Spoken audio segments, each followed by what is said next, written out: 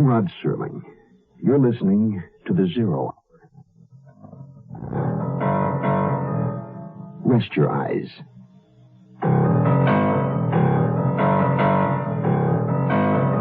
Exercise your imagination. This week, Bill S. Ballinger's best-selling novel of The Pursuit of a Damned Couple. The Wife of the Red-Haired Man. Starring Patty Duke-Aston, John Astin, and Howard Duff. In Elliot Lewis's production of The Zero Hour. The Mutual Broadcasting System presents The Zero Hour. Sponsored in part by Quake Estate Motor Oil, Alka-Seltzer, and Mem. This is The Zero Hour on Mutual Radio.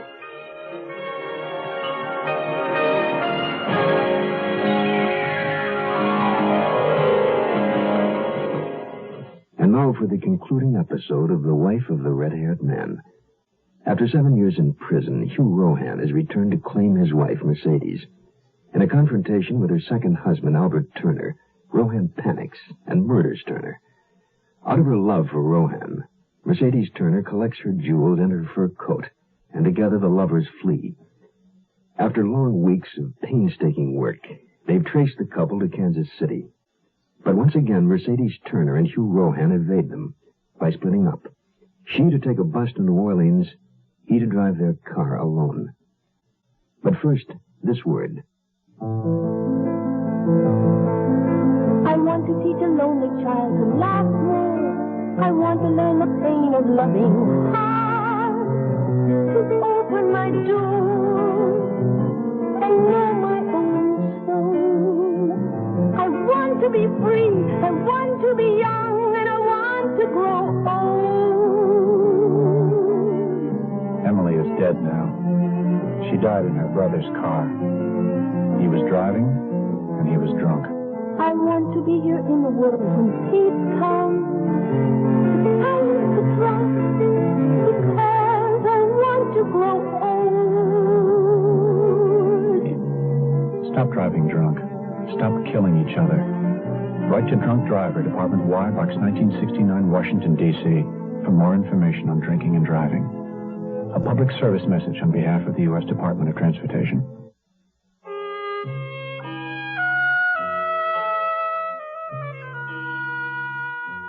I'd been right. Roadblocks had been set up on highways leading to New Orleans. But the police were looking for two people in a gray compact car. And the bus I was on was stopped only long enough for an officer to question the driver. Hugh was waiting for me in a nearly deserted hotel on Tupelo Street. He was in bed, his temperature raging. He seemed fuzzy with his fever. Although he did struggle out of bed to greet me. So glad to see you. I thought you weren't going to come. You sick? No, it's just a cold. I froze driving that heap without my coat.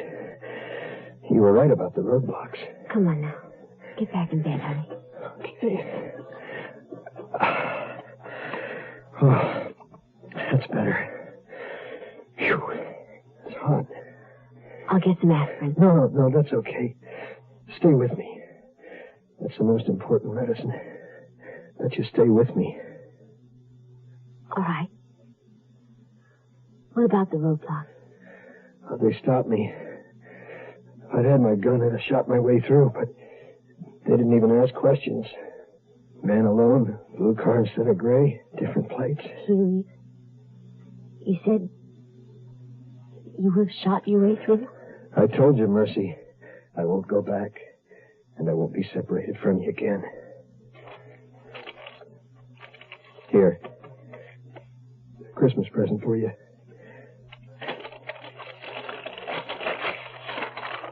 Perfume.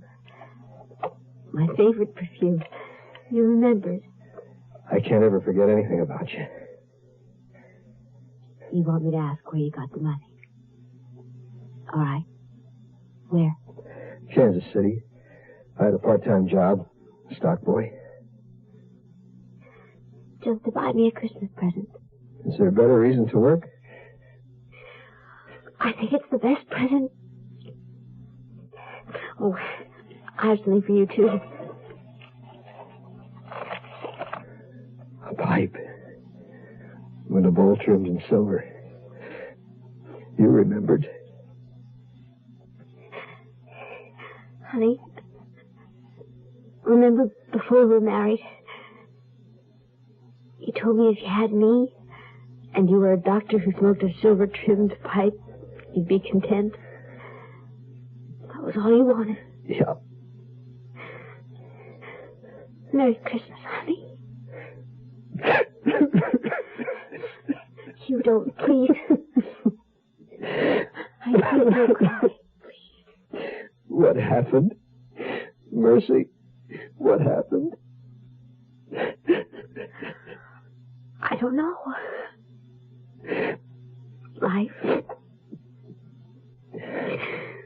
Life happens. It's so unfair. Yeah. Mercy. You remember I told you that I knew what the cop was thinking? Do you remember? Yes.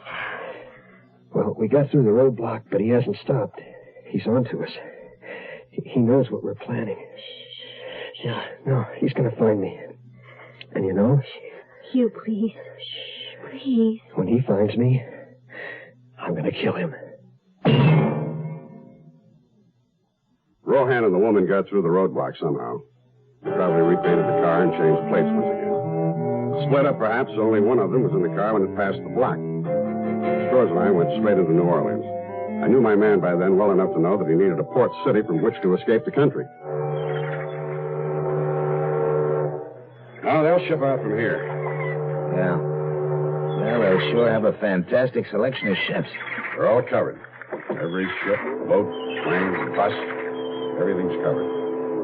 Well, you know, Will, you're assuming they're here in New Orleans. They're here. I'll tell you something else. I'll be looking for passage to an English-speaking country. Someplace where they won't be conspicuous. So? What's the game plan? We're here. We wait. They've got to move. They can't stay. And the moment they try to leave the city, we've got them. Murder one. Judy, do you remember what I told you about all that high-speed turnpike driving you're doing now and all that power equipment on your new car? Yes, Caleb? About how they can make your engine so hot that the oil thins down so it may not protect your engine? Yes, Caleb. Now, how do you tell if your oil's too hot? Just watch the temperature gauge. Nope. That just shows how hot the radiator fluid is. Oh, I know. When the oil's too hot, that little red light goes on. Nope. That just tells you the oil pressure's too low. Well, how do I tell if my oil's too hot? Fact is, you can't. Then how do I know my engine's protected? Make sure you're using quality oil like Quaker State. Quaker State's specially made to stand up to high engine heat so it can keep right on protecting like an oil's supposed to. Is that the reason you always recommend Quaker State? That's one reason. Quaker State your car to keep it running young. We'll return to our story in a moment. 200 million people live in America today. Within 30 years, our population is expected to increase by 50% to 300 million. President Nixon, in his recent congressional message, expressed concern over the impact of population growth on the quality of life in America. Specifically, the burdens it will place on education, health, transportation, employment, housing, and our natural resources. At our present rate of growth, we would have to build a city the size of Tulsa, Dayton, or Jersey City every 30 days for the next 30 years to accommodate these additional 100 million Americans. A Planned Parenthood study shows that our population growth can be slowed if voluntary family planning help is made available to every family that wants it. Planned Parenthood provides family planning help all over America right now. Overpopulation, it's everybody's problem. Support Planned Parenthood.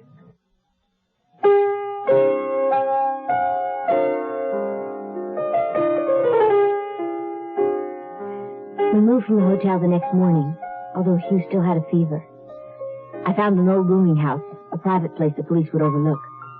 We were the only paying guests. It was a marvelous old home run by an ancient Southern lady who appeared too frail to keep up such a place. But she cleaned and cooked and tended her overgrown garden. And for 2 weeks, Hugh and I didn't stir from that house. Finally, of course, Hugh had to make contact with Bert Crossley, the convict he'd known in prison, the man who'd get us our passports. We were disappointed to find that Bert was back in prison, but he had a brother, Fritz, who owned a bar just outside the Vieux Carré, and might be able to help us. Hugh went to see him. Friend of Brother Bert, huh? Come on back to my office.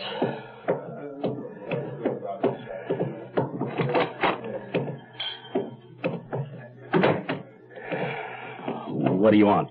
I served time with Bert in Bordeaux. I'm Red Cargill. Let's get rid of a question. You hot? Plenty. I and my wife want to get out of the country. With a lady along, that makes it rough. I can pay for it, rough or not.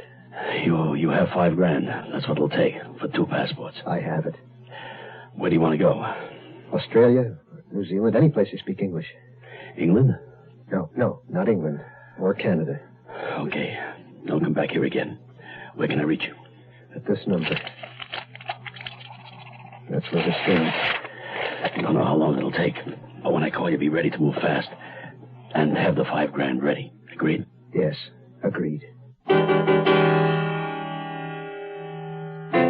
and I sat there for 3 weeks. There was no sign of Rohan or the woman. Hotels, nightclubs, planes, trains, buses, ships. All covered, not a trace. I wasn't worried yet. I knew Rohan was someplace in the city. I could feel it. Sometimes he seemed so near, I half expected to bump into him around the next corner. Scores, however, had a problem. I gotta get back, Will. Homicide bugging you? Well, the office is swamped. When are you leaving? Flight this afternoon. What about you? You gonna stay? You can depend on it. We waited for Whit Crossley's call, afraid to leave the house for a minute. One of us must always be close to the phone, Hugh said. As the days passed, he refused to sleep, certain that Crossley's call would come in the middle of the night and he wouldn't hear it. And so his tension increased directly because of his lack of sleep. He paced the room continuously, back and forth, pausing only to listen for a telephone that never rang.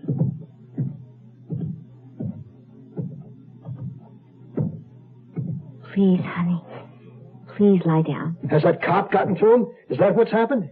How could he? Because he knows what I'm doing. I told you that. I told you he knows everything I think, every move I make. Hugh. Hello? Cargill? Mercy, it's him. Listen. Yeah. Get down here right away. You're leaving in an hour. Just you. But my wife. Listen, no time to waste. Can't get you to Australia, but a ship I know. They're standing off. Gonna drop a crewman for an emergency operation. I can fix the captain. Where to? Ireland. You better take it. The ship's not berthed here, but I can get you aboard in the launch. She's got a day's call at Miami, and your wife can join you there. Percy? Take it. That's a good idea. Okay, I'll be right down. After Scores left, I spent my time haunting the docks. 100 times I thought I saw them, walking along the street or hurrying out onto a waiting ship, but it wasn't them. And gradually, a strange feeling occupied me. I lost the conviction that they were in New Orleans. Somehow, in some way, I felt certain they'd eluded me, slipped away. But how? How had they accomplished it? I made one last circle, walking from pier to wharf, covering as much of the waterfront as I could. One last time.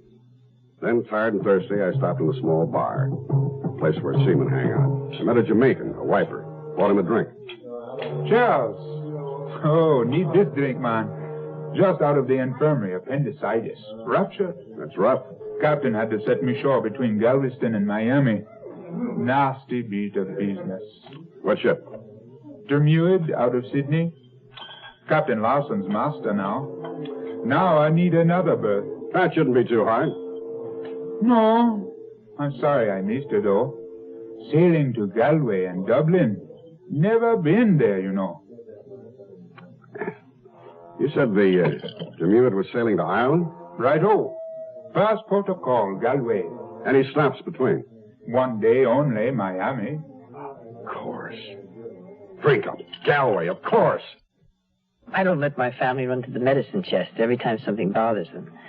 But if my husband, or one of the big ones, tells me his head hurts and his stomach feels upset, then I go get the Alka-Seltzer. It has specially buffered aspirin with antacids, made for just those things. If he still doesn't feel all right, I'll call the doctor, because nothing else I can give him works better than Alka-Seltzer. Mother has to know these things. Alka-Seltzer. Use only as directed. This guitar is part of my life, the way lots of beautiful things are, like men. I mean, see the way my mind works? Music and good-looking guys. But those men better smell good-looking, too. I like them best when they wear English leather. English leather's like a beautiful folk song to me, fresh and natural. So all my men wear English leather, or they wear nothing at all. You'll find a large selection of English leather Christmas gift sets in fine stores everywhere. The Zero Hour continues after this. Where does today's girl learn to be tomorrow's woman? At the movies? On television? Helen, darling, your floors are so shiny. Yes, John. I used Brand X polish just this morning. Brand X. Helen, will you marry me? Somewhere between the super sex symbol of today's commercialism and TV's Brand X image, impending womanhood is alive and well. And where is that somewhere? Wherever there are campfire girls.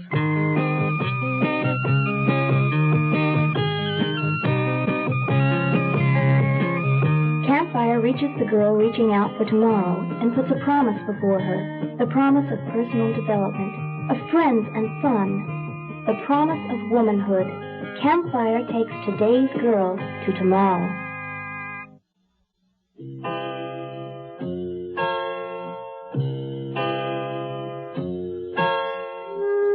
I drove alone from New Orleans to Miami, not daring to stop. The captain had arranged for me to be brought aboard, and soon I was with Hugh again. 2 weeks after that, we were dropped on the shore outside Galway, an old Irish port there almost from the beginning of time. We drove from Connaught to Connemara, through hamlets with the names that fall from the lips like notes of music. Moycullen, Trindilly, Derryneen, Ballynahinch, moors and rolling hills, and the gray rock crags of inlets sprayed by the lead-colored waters of the Atlantic. Near a tiny crossroads settlement by the sea, we found a little three-room cottage, whitewashed, cleansed by rains, and bleached by the sun. We could run no further. That's where we would stay. One night, eating our dinner by a turf fire. Take it away, Mercy. I'm not hungry. Do you hear it? There's something walking abroad tonight. Your imagination? No. Listen. Only the wind. I hear it. It's there. It's the past, out there in the night. I'm going to boil some water and fill the tub. A hot bath, honey. Good for your nerves.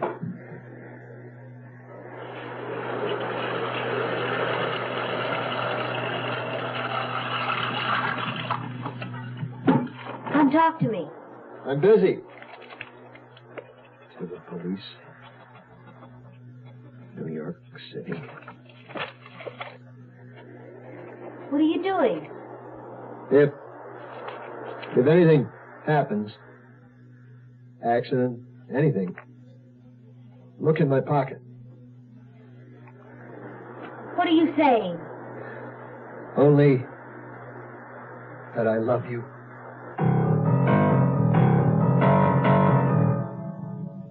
The Dermewit hadn't made a scheduled stop and departure in New Orleans. It wasn't carried in the Port Bulletin. That's how I missed her. By the time I'd gotten the information on her, she'd reached Dublin and sailed on. The police in Ireland are a national organization. We alerted them, and 10 days later, they informed us they'd traced the couple. I wired Superintendent O'Hara not to arrest them yet, just to keep them under wraps. On an island there's small chance of escape. With warrants for the arrest of Hugh Rohan and Mercedes Turner and papers for extradition, I flew to Ireland. From Shannon, I took a bus to Limerick, Limerick to Galway by rail. In Galway City, I was met by Inspector Green. You have the necessary papers? Yes, I have. All in order. I've arranged for you to stay at the hotel. The papers will be approved this night. Oh, you're not planning to pick them up until tomorrow? No, it's a bit of a drive to the cottage. Here's my car. Are you carrying a gun? Yes. Well, we don't carry them here. Well, you better tomorrow. It won't be necessary. He's armed. I know the man. He'll shoot it out. That would be foolish of him. Well, is it all right for me to carry mine? If you insist. Yes, I can arrange it. It's most unusual.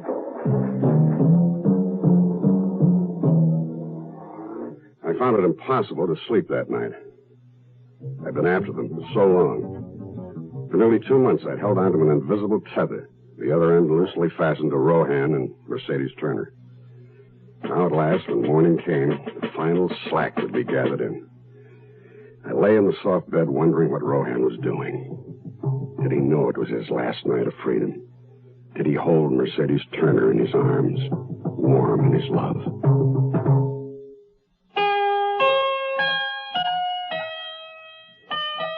Through that night, Hugh lay close to me. He spoke only once. "I'm cold," he said. "Please keep me warm." I kissed him, and his lips were like ice. In the morning, he arose early, shaved, dressed with care. We sat together at the table having our coffee. It had begun to rain. "What are you planning to do today?" I don't know. "There's a beautiful abbey at Kylemore. Shall we go see it?" Perhaps. But it's a gloomy day. Those cars outside. I've been expecting them. Give me my gun.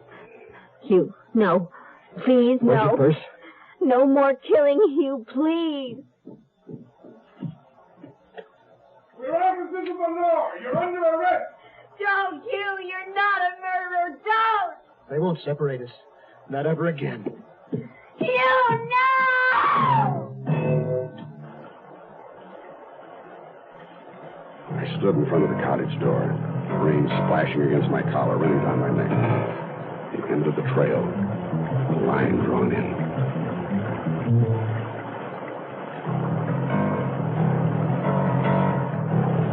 Suddenly, the door swung open, and Rohan's revolver stared me in the face. I threw myself to the ground. When he fired the second time, I shot him. Williams! Are you hurt? No. Lucky bit for you. Yes. Yes, isn't it?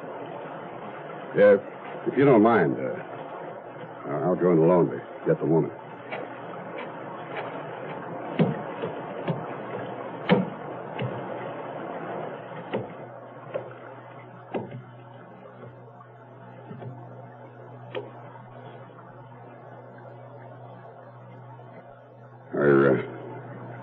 You Mercedes Turner?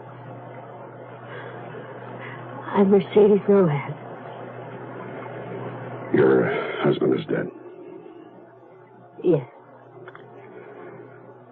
Did you know there were blanks in his gun? Yes, I knew. Did you put them there? Yes. So he wouldn't kill again. He didn't know. I tried to stop him. Maybe it's just as well. Williams, this was in his pocket. Thank you. He said, in case of an accident. To the police. New York City. I alone shot and killed Albert Turner. My wife, Mercedes Turner Rohan, was not responsible in any way. It's signed Hugh Rohan. Hugh. Oh, Hugh. You are listening to Mutual's presentation of The Zero Hour. Brothers and sisters, again, he testifies for Smokey the Bear. I used to take a sip of Smokey, that's nothing like a free fuzzy good kids climbing in the beautiful tree. You just have to look around, you find it's not a joke.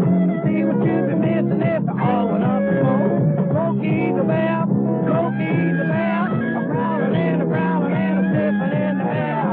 He can find a fire log before it's off the lane. That's why we call him Smokey, that's how we got his name. Oh, come on now, beat it out there. Be cool, people. All of you can prevent a forest fire.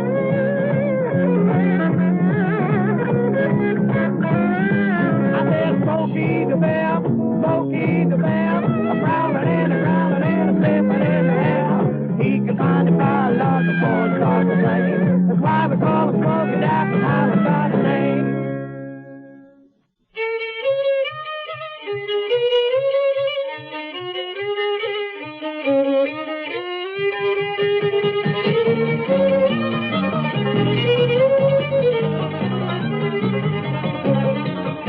The best pollution-fighting machine in America is right at your fingertips. And that means pointing out pollution whenever and wherever you see it. Like that smokestack you pass every morning that's always spewing smoke into the air. Don't close your eyes to it. Take a stand. Point it out to someone who can do something about it. It'll make you feel a little better and America look a little cleaner. People start pollution. People can stop it. This message brought to you on behalf of Keep America Beautiful and the Advertising Council.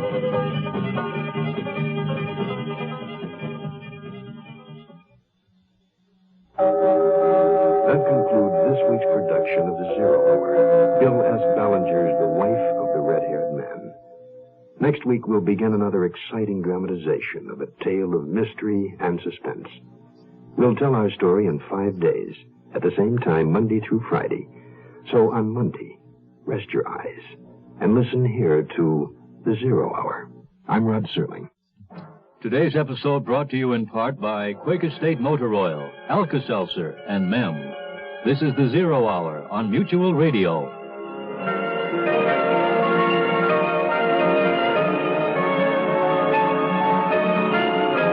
You have been listening to The Zero Hour, a presentation of the Mutual Broadcasting System in association with Hollywood Radio Theater, heard every weekday at this time. Rod Serling is your host. Zero Hour is produced and directed by Elliott Lewis. The Hollywood Radio Theater theme was played by Ferranti and Teicher and is now available on United Artists Records and Tapes. Hugh Douglas speaking. Tune in Monday, and once again, rest your eyes and listen here to The Zero Hour. This is the Mutual Broadcasting System.